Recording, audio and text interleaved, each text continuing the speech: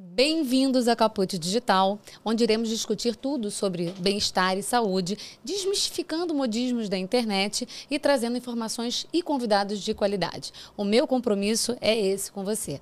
Eu sou Marcela Caput, sou anfitriã hoje e trago uma convidada muitíssimo especial. Médica pediatra, psicóloga, educadora parental, a minha querida amiga e pediatra dos meus filhos, doutora Renata Sobral.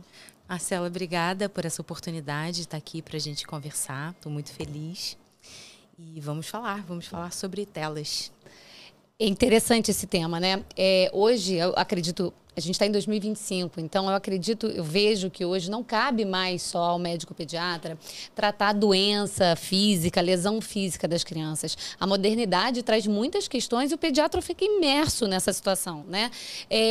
E aí, sim, eu queria perguntar para você, é uma coisa que acontece muito no meu grupo de mães, né? Um assunto muito recorrente, sobre esse uso de telas, né, das crianças e dos adolescentes. E eu quis trazer você aqui para a gente entender um bocadinho dos malefícios que isso pode trazer para a saúde da criança. Mas eu vou pedir para você não começar a falar sobre isso agora, a gente vai falar sobre esse assunto, mas eu queria começar perguntando para você sobre a sua trajetória profissional, que eu acho muito bonita, inclusive por isso eu trouxe e gostaria que vocês a escutassem um bocadinho.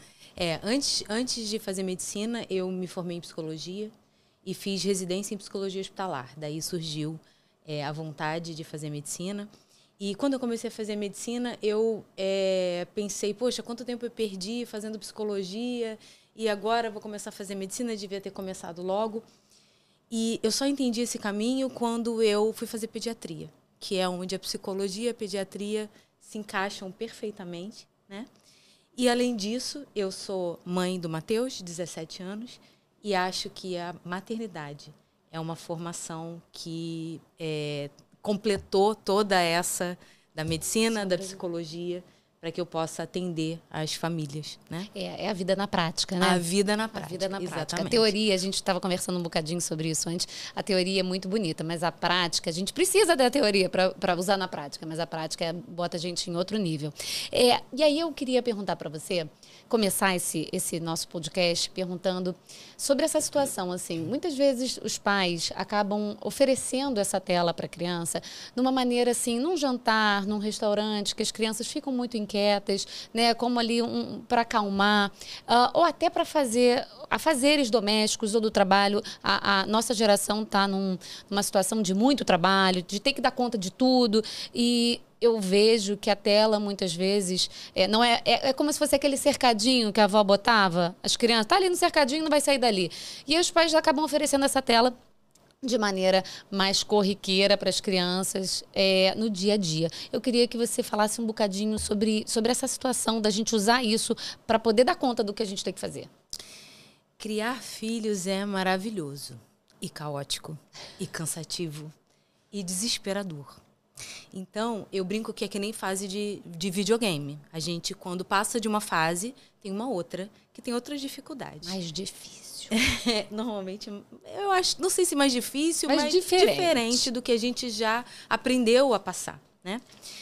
Então, antes da gente começar esse papo, Marcela, eu queria mandar um abraço para todas as mães, pais e cuidadores de crianças que vivem esses desafios. E eu e Marcela somos mães. A gente está no mesmo barco que vocês. A gente não está de fora falando desse assunto. A gente está nesse mesmo terreno árido e desafiador que é a maternidade. Mas a gente não pode fechar os olhos para certas questões, né? Porque a gente está aqui para falar disso porque a gente quer ser melhor para os nossos filhos e a gente fez o nosso melhor com o que a gente sabia até agora. Mas a gente precisa prestar atenção e ter alguns papos de adulto, como eu falo. Não existe nenhum benefício para o uso de tela para as crianças. Vou repetir. Nenhum benefício. Escutaram, mas eu me incluo nessa. E a gente precisa ter consciência disso e nos responsabilizar como os adultos da relação que somos e entender que o recurso da tela é um recurso que nos favorece. Sim. É um recurso que faz com que a gente calhe a nossa criança, que a gente calhe a demanda do dia a dia, que é muito difícil, que a gente ligue um botão de off dessas crianças. Então, essa consciência é muito importante.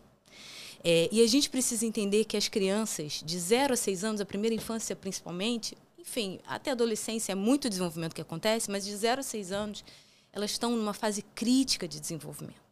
É fácil a gente olhar para uma criança de 0 a 6 anos e ver o quanto elas mudaram, o quanto elas desenvolveram. Nasce aquele bebezinho que só chora para engatinhar, para andar, para falar, para contar história, para fazer contas matemáticas, né? Olha só quanto desenvolvimento. Isso é fácil. Alfabetizar é fácil de a gente ver. Mas, normalmente, o que não é palpável para a gente é que esse cérebro também está em desenvolvimento. Todas as funções cognitivas. Um bebezinho não sabe falar. Uma criança de 2 anos não sabe fazer uma raiz quadrada. Isso tudo vai se desenvolver. E que impactos essa tela tem nesse desenvolvimento, nesse neurodesenvolvimento. E aí você entra exatamente na minha próxima pergunta. Quais consequências que a criança tem na saúde dela com essa exposição demasiada, ou, né, independente do tempo, mas à tela? Quais seriam essas consequências?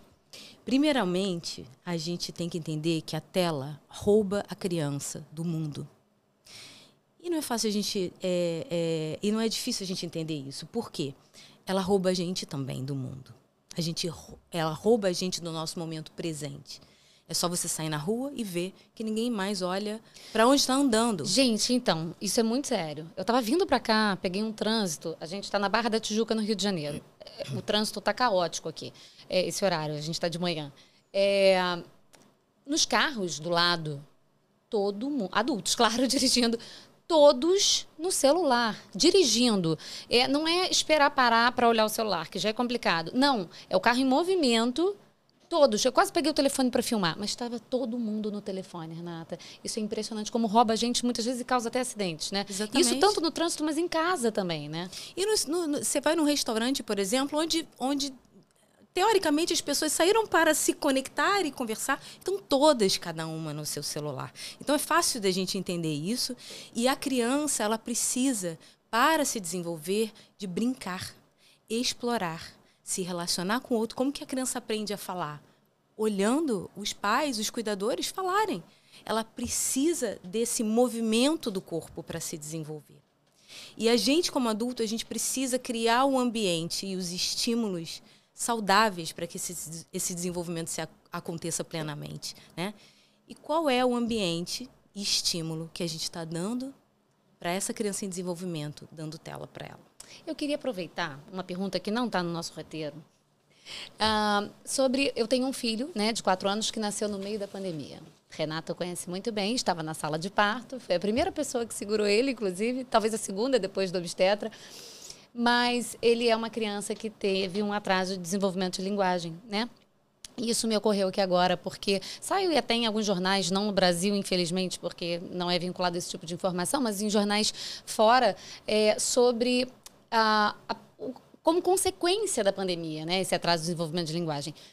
Mas agora, você falando sobre a tela, realmente é uma geração que já nasceu conectada. Sim. Renata fala uma frase muito engraçada, que as crianças nasciam falando gugu dadá. Atualmente, elas nascem falando Google. Né? Sem propaganda, mas elas nascem falando Google. E realmente, eu tenho um filho hoje, né, de 8 anos e um de 4. O de 8 já é hiperconectado, mas o de 4, a gente vê que é muito mais. Né? Ele tem muito mais facilidade e ele já fala sobre isso, ele vive isso com muito mais facilidade que o de 8. A tela também pode estar atrapalhando esse desenvolvimento de linguagem dessas crianças, até por a gente diminuir o nosso relacionamento mesmo. Essa presença, né, com eles.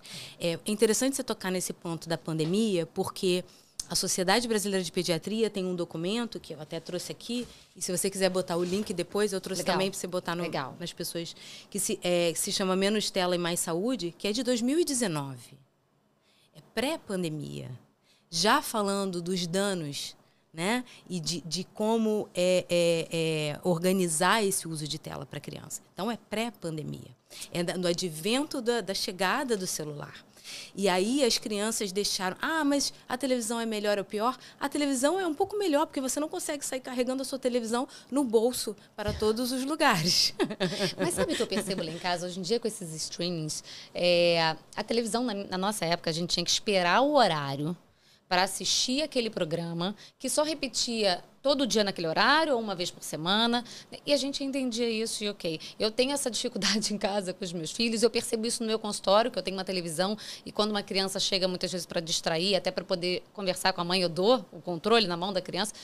As crianças, elas buscam o horário que elas querem e elas não têm paciência, muitas vezes, para esperar qualquer tipo de situação, que seja um comercial que esteja sendo vinculado. Elas não têm paciência, né? O relacionamento com a televisão está diferente. É muito interessante isso que você está falando, porque eu trouxe um livro aqui para mostrar para vocês, que é o Geração Ansiosa, que é um doutor de psicologia social. E ele fala de uma questão que é a atenção fragmentada. Ele fala de 4 prejuízos principais na infância baseada em celular. A privação de sono, a privação social, que a gente já falou aqui, a atenção fragmentada e o vício. A atenção fragmentada, e aí eu vou usar aqui uma frase dele para explicar o que é atenção. Atenção é a escolha que fazemos de nos manter em uma tarefa, um pensamento, um caminho mental, enquanto saídas atraentes nos chamam. Quando fracassamos em fazer essa escolha e nos permitimos desvios frequentes, acabamos no estado confuso, atordoado e distraído. Qualquer semelhança não é mera coincidência, né? Então, e aí a gente vê esse boom de distúrbios de atenção, de distúrbios de linguagem em adultos, crianças e adolescentes. Todo mundo agora é um TDAH. Já ouviu isso? TDAH. Pois é. É o que eu ouço na minha vida pessoal e no consultório, né? Meu filho tem um distúrbio de atenção. E aí eu vou voltar. O que a gente está oferecendo como estímulo, né? O que é a atenção fragmentada? A criança fica passando vídeo, e pode ser na televisão também, com o controle, ela não quer concentrar mais em nada, o adolescente na rede social, a gente no Netflix tem 1 milhão de opções de filme e a gente não consegue, às vezes desliga e não consegue escolher nenhum, né? O nosso cérebro tenta se concentrar no que a gente está mostrando e a gente passa.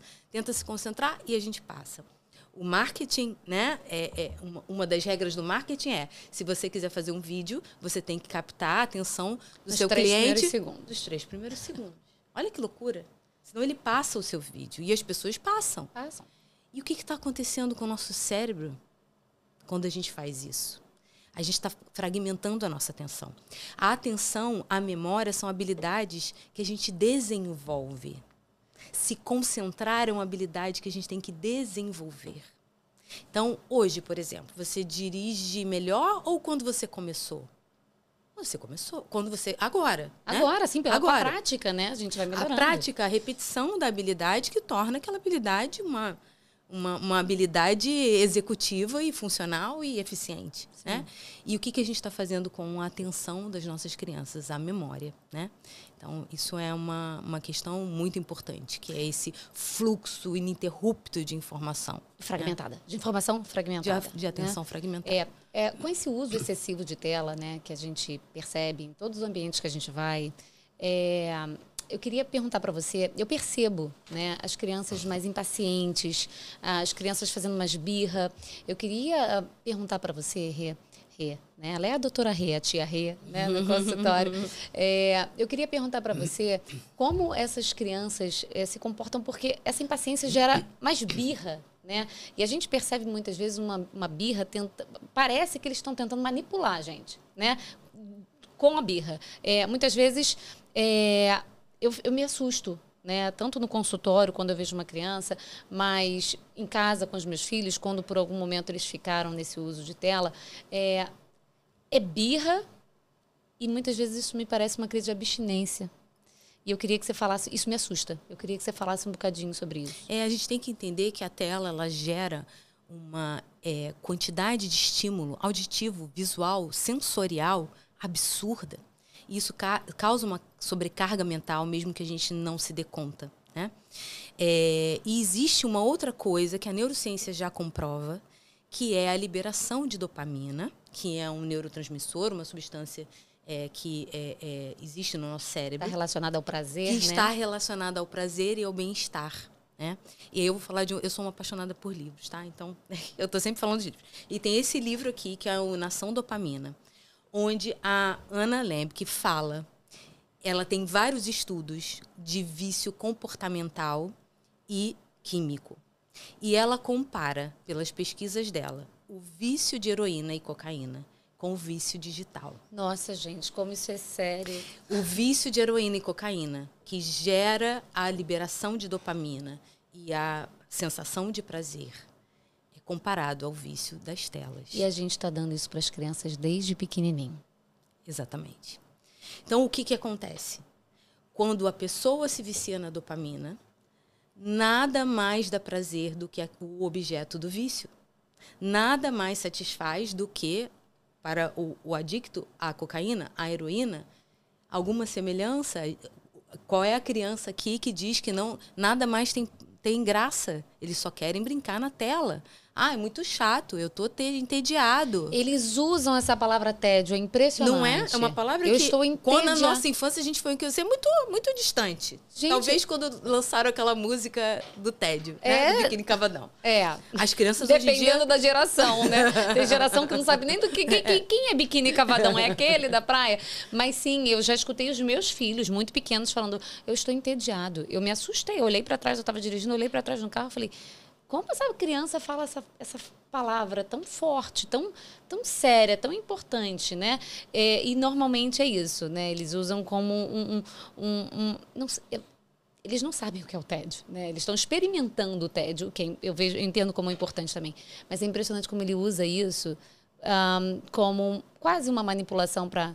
Deixa eu jogar. Me dá o celular, que você está aí dirigindo, eu estou entediado aqui no banco de trás, não tenho o que fazer. Me dá esse telefone. Né? E eu me sinto muitas vezes como se ele tentasse me manipular. Isso faz parte do desenvolvimento, Rê?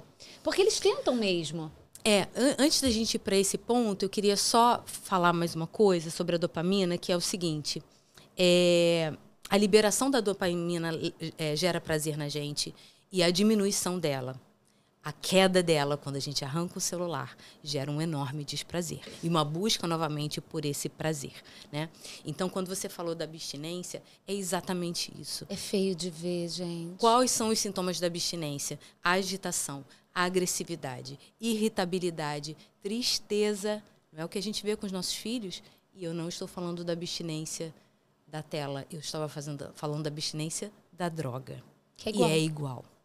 Então, assim, eu queria convidar vocês, a próxima vez que vocês estiverem numa reação de agressividade do seu filho, porque você tirou a tela, lembre-se disso.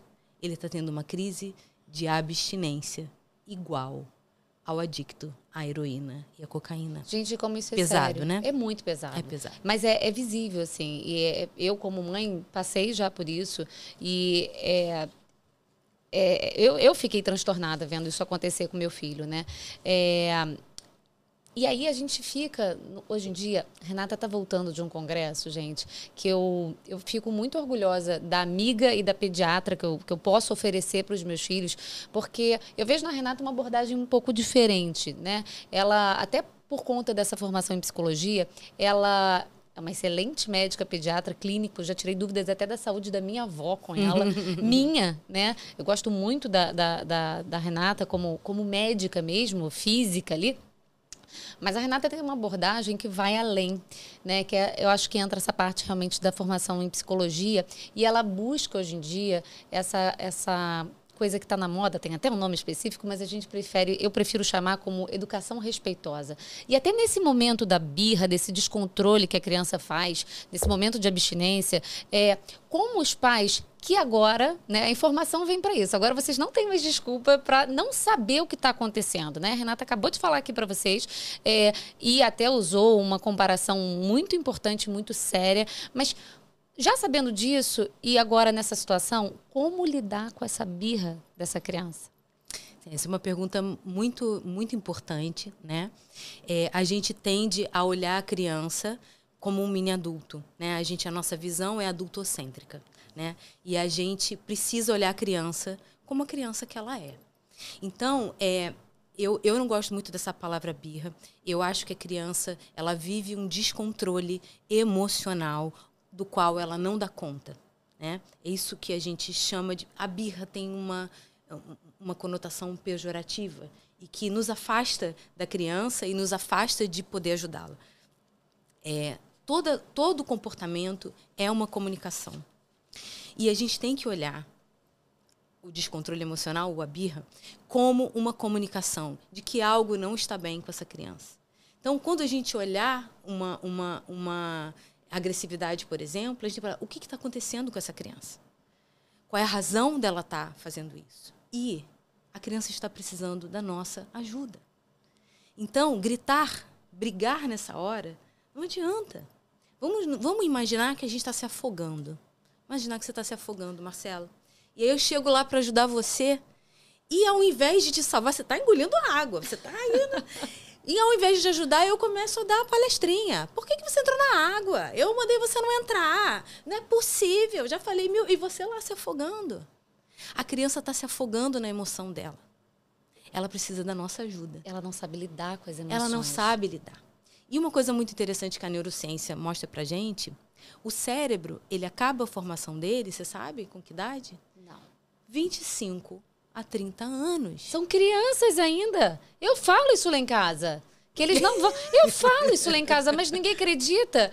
Não, mas eu já tinha lido um artigo científico falando exatamente sobre essa idade de 21 anos de formação. E isso me trouxe realmente uma consciência grande, né, sobre a minha vida anterior, né? Claro, né? Hoje em dia já passei dessa idade faz tempo, mas de coisas que a gente se expõe e faz antes realmente dessa conclusão do desenvolvimento neurológico, né? Então, coitada das crianças, né? Eu queria também assim, aproveitar você e esse seu know-how, né, dessa educação parental. Como a gente deve ajudar os nossos filhos a compreenderem os próprios sentimentos, né? Porque é difícil, eu não sou psicóloga, não sou psicopedagoga, eu sou dentista. Então, eu fico realmente tentando ajudá-los, vejo esse descontrole, mas a gente não sabe como. E muitas vezes o pai embarca realmente nessa gritaria junto, né? Por descontrole do próprio pai. Então, eu queria que você pudesse falar para a gente como a gente deve ajudar os nossos filhos, se existe uma maneira para nós leigos ajudarmos os nossos filhos a entender as próprias emoções. Isso é muito interessante porque o primeiro passo é reconhecer a nossa humanidade. Sentir raiva, ficar engatilhado quando a criança está agressiva, é muito humano. E a partir daí a gente precisa identificar o nosso descontrole. Esse é um passo fundamental para que a gente possa voltar para a casinha e regular os nossos filhos. E falando de humanidade, isso não é uma coisa que a gente consegue do dia para a noite. É um processo. E eu quero tranquilizar vocês que só o fato da gente estar aqui conversando, de você estar ouvindo esse podcast, já é um passo. Da gente sair da nossa anestesia, da gente sair do automático e começar a repensar essas coisas. Quando o nosso filho está numa crise de agressividade, é muito natural que a gente sinta raiva. Mas a gente precisa se regular. E aí existem muitas técnicas para isso. Dá um podcast só disso, né? Verdade. A gente pode ter essa conversa. Você vai ter que voltar, né, muitas vezes. A gente já fez alguns, na verdade. Já tem uma série que eu vou precisar abrir com a Renata. E aí a gente precisa... para não ficar uma coisa assim... Ah, mas ela nem falou, né? Eu vou dar um exemplo. Quando a gente... Primeiro é ter a consciência de que a gente está com raiva, né? Garoto. Nós somos os adultos da relação. Esse é o primeiro pensamento que tem que vir. E eu espero que, depois desse podcast, eu fale na cabeça de vocês, quando vocês perderem a cabeça. Eu sou o adulto da relação. E aí uma técnica muito simples que a gente pode fazer é contar até 10. Não é à toa que a gente conta até 10 para os nossos filhos. Vamos contar até 10 para a gente. Porque quando a gente está com raiva, a gente acionou o nosso cérebro mais primitivo. O cérebro de sobrevivência. E como a natureza é muito inteligente, quando a gente está em perigo, então quando a gente está sentindo raiva, quando a gente está fora da casinha, o nosso córtex pré-frontal, que é a nossa função executiva do pensamento, da racionalidade, ele desliga. Por quê? Se você está numa floresta na frente de um urso, não é hora de ficar fazendo Matemática. conta matemática. Então, ele desliga para que você possa lutar ou fugir. Então, quando a gente está sobre forte emoção, qualquer que seja, o nosso cérebro pensante se desliga para que a gente possa reagir. Fácil a gente pensar nisso, por exemplo, Rio de Janeiro, temos um bom exemplo. Você leva uma fechada no trânsito, você tem raiva, algumas pessoas só com volante, outras saem do carro para gritar com a pessoa. Outras atiram. Outras atiram na outra. O que é isso? É o cérebro primitivo de sobrevivência, que não raciocina. O que acontece com essas pessoas depois que passou? Meu Deus, eu perdi a cabeça. É exatamente isso. Então, voltando, quando a gente sente raiva, porque a gente está vendo um comportamento do nosso filho, a gente tem que lembrar de ligar de novo o nosso cérebro pensante. E quando a gente conta, adivinha? O córtex pré-frontal é acionado novamente. Porque a gente só conta com o nosso cérebro pensante. Então, contar até 10 e tentar regular a nossa respiração é algo que nos traz para calma. Quando a gente está com raiva, por exemplo, o que a gente faz? Respira. A gente bufa.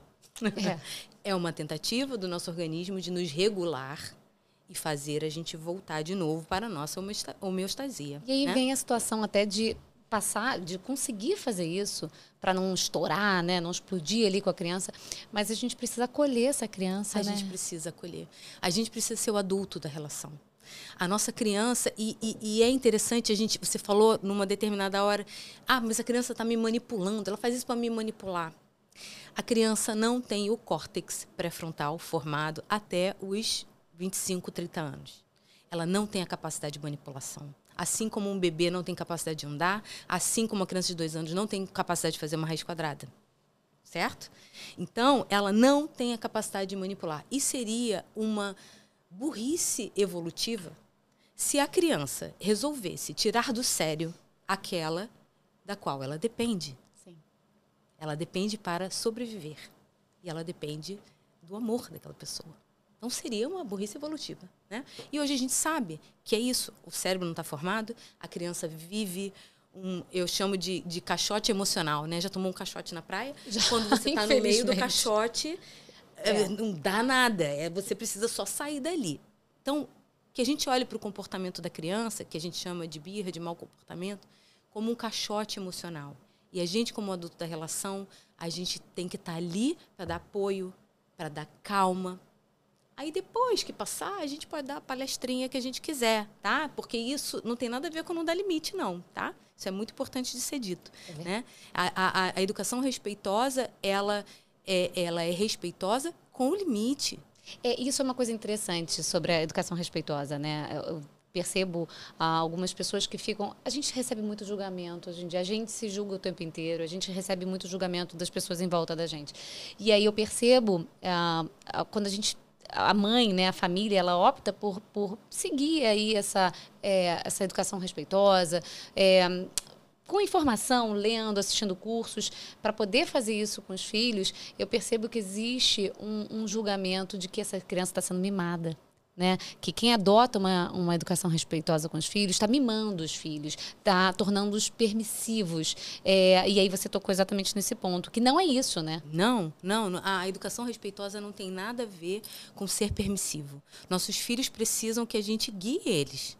Eles precisam da gente como líder. Isso não significa que a gente tenha que ser violento. Isso não significa que a gente tenha que dizer, engole o choro, eu estou mandando porque eu sou seu pai. As crianças precisam ser respeitadas assim como qualquer indivíduo, qualquer ser humano. E quando a gente é autoritário, a gente acha que só a criança está sofrendo, mas a relação está sofrendo. Quando eu sou autoritário, quando eu grito com meu filho, quando eu bato no meu filho, eu estou perdendo a conexão da minha relação com ele. Gente, isso é muito triste, né? E assim, a nossa geração vem de um outro tipo de educação, né? Eu fui criada, minha mãe trabalhava o dia inteiro, eu fui criada pela minha avó. né? Existe também um machismo, que isso é assunto para outro podcast, mas a gente vem de uma criação que a pessoa, eu falo que a pessoa só tem para dar aquilo que ela recebeu, né? Mas a gente, da geração atual, a gente tem que dar graças a Deus que a gente vive numa época que a informação ela é fácil, informação de qualidade, porque porcaria por aí tem muito. Ontem eu abri uma caixinha, até para ter essas perguntas para conversar com a Renata, abri uma caixinha no meu Instagram, na minha rede social, sobre mãe Nutella e mãe raiz. Renata, eu tive uma enxurrada de comentários, não só de perguntas, mas de mãe raiz, exatamente porque isso. Eu percebo que é o que a gente recebeu como criança. Então a gente, quase de uma maneira irracional, a gente tende a repetir. Então, é muito importante esse assunto, né, de como lidar. A gente veio aqui falando sobre as telas, porque eu percebo que é uma situação que as crianças hoje em dia elas estão imersas e que acabam causando muita irritabilidade, muita birra, e a gente se vê nessa situação muitas vezes do descontrole, de ter que dar limites e como fazer isso. Então, um dos motivos de trazer a Renata para cá, para conversar sobre isso, é exatamente orientar, instruir, trazer informação de qualidade sobre como fazer. Nós estamos em 2025. Esse podcast vai ficar até 2100. Meus filhos vão dar continuidade a esse canal. Mas é importante a gente buscar informação de qualidade e saber como agir nessa situação. E voltando um pouquinho para as telas, eu queria saber de você, sim, tela está aí, né? A gente não tem muito o que fazer, né? As crianças estão na tela, por mais que a gente restrinja tempo, 1 hora por dia, 1 hora por final de semana, mas como a gente deve lidar com as consequências desse uso de tela? Primeiro, eu acho que alerta de tapa na cara e de sermos o adulto da relação, tá? E eu, mais uma vez, quero dizer que eu entendo o quanto é desafiador. E eu também sou mãe. Então, todos esses tapas eu também levo. E são coisas que, não é porque a gente está conversando hoje que amanhã a gente vai ser diferente. A gente tem que ir no processo do dia a dia pensando sobre isso, tá? Mas a primeira coisa precisamos ser o exemplo. Então, eu queria convidar vocês, se vocês já não fizeram isso, a olhar quanto tempo vocês passam no celular durante o dia. Isso tem uma função no celular. Tanto o iOS quanto o Android tem essa função. É assustador. É assustador. E aí, Renata, mas eu trabalho no telefone. Eu também. E eu quero te convidar, junto ao convite que eu fiz a mim, de parar de se justificar, de se anestesiar com o telefone por causa disso. De parar de se justificar, de passar um dia inteiro longe dos nossos filhos e chegar em casa e não se conectar com eles. A gente precisa voltar a raciocinar como adulto dessa relação. Segundo, se você já deu tela, tenha paciência com você e com a sua criança. Um passo de cada vez. Leia, estude, converse com os amigos, procure. Eu acho que a maternidade é um convite para a gente aprender e ser melhor sempre, né? E crianças de 0 a 6 anos não devem ter contato com telas. Que isso seja cada vez mais uma realidade, que a gente pare de achar, assim como a gente não dá cerveja para uma criança, notoriamente a gente Sim. sabe que não vai fazer bem. A gente precisa entender que a gente está causando dano estrutural de desenvolvimento nessas crianças. Gente, isso é muito sério, né? Existe atualmente uma lei nova, né, sobre a proibição de celular nas escolas.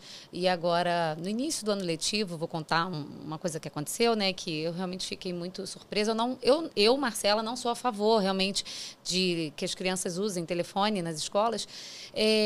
Mas a professora que estava dando, que é a professora do meu filho mais velho esse ano na escola, ela estava dando uma reunião e ela fez um comentário interessante, porque isso foi levantado por uma das mães. E aí, como é que a escola está lidando com essa situação? Porque minha filha vai de condução e ela precisa ter o telefone para me avisar que chegou, que está saindo, enfim.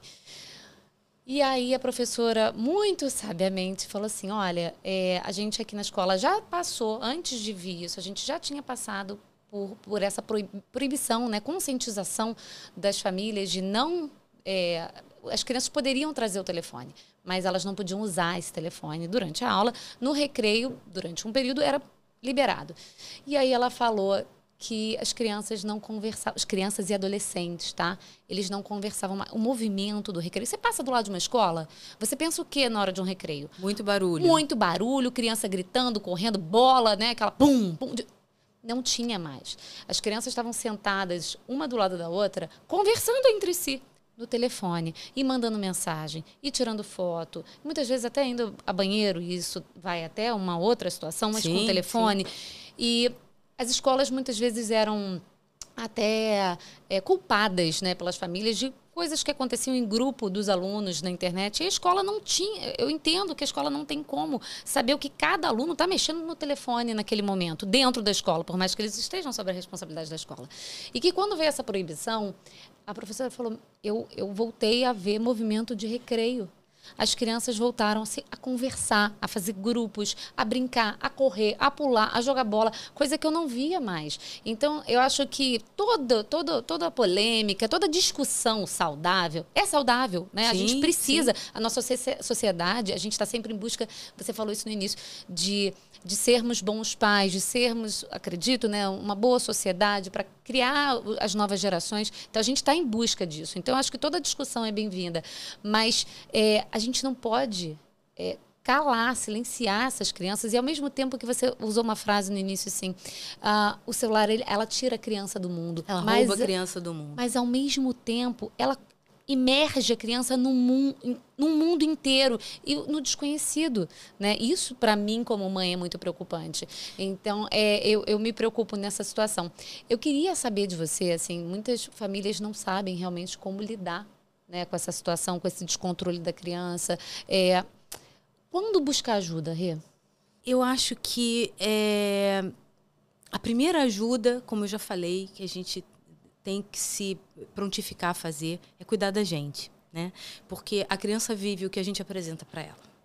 Isso não tem saída, gente, não tem saída. Como pai e mãe, o ambiente que a gente oferecer é o que vai ser a realidade deles. Então, a gente precisa se curar, a gente precisa... Você estava falando aí da questão dos recreios. Eu fiquei pensando assim, você consegue imaginar a sua vida sem celular? O que você faria se você não tivesse um celular? Experimente sair um dia sem o celular e ver como que a sua vida acontece. Gente, eu me senti você pelada. Fica ansioso. Me senti pelada. Exatamente. Você fica irritado, você fica entediado, como ficam as crianças, né? Então, assim, eu acho que com crianças, a gente precisa sempre se curar primeiro, para curar os nossos filhos. Então, o que eu vejo muito? As mães que... eu quero levar meu filho no psicólogo. Ao invés de olhar para como a gente está lidando com as situações com os nossos filhos. Mais uma vez, eu vou lembrar, o comportamento é uma comunicação. O que meu filho está falando com esse comportamento? Sobre a família dele, sobre a minha relação com ele, sobre qual necessidade que ele não está sendo atendido, né? Isso é difícil da gente ver, porque dói, né? Sim. Mas, mais uma vez, é a gente assumir a nossa responsabilidade como adulto dessa relação. Então, a maternidade, ela é um convite para a gente se curar da nossa infância, para a gente se curar pelos nossos filhos, né? E para a gente oferecer muito mais coisas melhores do que a gente teve, né? Você estava falando aí da educação. Eu acho que a gente, como sociedade, a gente viveu uma transição. A gente viveu uma educação extremamente autoritária, de pessoas ajoelhando no milho e palmatória e etc. Nossos avós, nossos pais, extremamente autoritária. Fomos para uma educação totalmente permissiva e estamos tentando retomar de novo uma educação respeitosa, onde tem limite e tem respeito, né? Então, eu acho que é um caminho. O caminho da orientação parental é um caminho ótimo, onde a gente, junto com as famílias, a gente vai conversar sobre essas questões. E cada criança é um ser único individual, tá? Eu não posso dar receita de bolo, porque o que João apresenta de comportamento e família de João é diferente da de Pedro, né? Então, na orientação parental, a gente vai ver cada situação, o que está acontecendo, como aquele pai e aquela mãe estão lidando com aquilo, quais emoções que vêm, para que a gente possa traçar um caminho de melhora, né? Então, eu acho que o primeiro momento da ajuda para os pais pensarem isso, né? Pensarem esse lugar da paternidade ou dos cuidadores, de uma maneira geral, e em casos muito extremos, né, onde a gente tem o desempenho escolar ruim, onde a coisa está muito fora do controle, as duas coisas, a orientação parental e o apoio à criança, né, que está sofrendo. Se a gente não está sabendo lidar, a gente precisa dar esse espaço de acolhimento e cuidado para a criança também. Né? Gente, já existe no Rio de Janeiro uma excelente médica pediatra que também faz essa parte de educação parental, né? Eu me sinto muito bem acolhida como mãe, como família, com o suporte dessa médica que eu trouxe aqui para falar com vocês hoje, que para mim é ímpar. Eu queria agradecer muito a sua presença aqui hoje. Nós sempre temos muitos assuntos muito informativos, de alta relevância, e eu vou trazer Renata aqui mais vezes, você já se sinta convidada, e eu queria realmente agradecer. Eu acho que foi uma conversa muito, que alimentou muito a mim e a todos que estão escutando ou assistindo a gente. Então, eu queria agradecer essa sua disponibilidade, esse seu carinho de estar aqui comigo hoje. Não deixem de seguir Renata, a doutora Renata Sobral, Pediatra Renata Sobral. Não deixem de seguir Renata nas redes sociais. Renata tem uma rede social linda, diferente da abordagem que a gente vê normalmente de um médico, né? Já com essa visão um pouco além da medicina. E aí, ela com certeza vai trazer conteúdo de muita informação e muito conteúdo relevante para a vida de vocês. Então, não deixem de seguir. Se você gostou do nosso canal, do nosso assunto aqui hoje, compartilha no grupo de amigos, no grupo de mães, da escola, com a sua família, né? Deixa, como meu filho falaria, deixa um joinha, um like, se inscreve no canal, porque o meu compromisso é trazer sempre coisas de muita qualidade para vocês. Obrigada, Rê. Obrigada a você. Estou à disposição sempre que você precisar. Eu adoro falar desse assunto, adoro falar de infância, de adolescência, de maternidade. Então, estou totalmente à disposição. Adorei a nossa conversa e até a próxima. Até.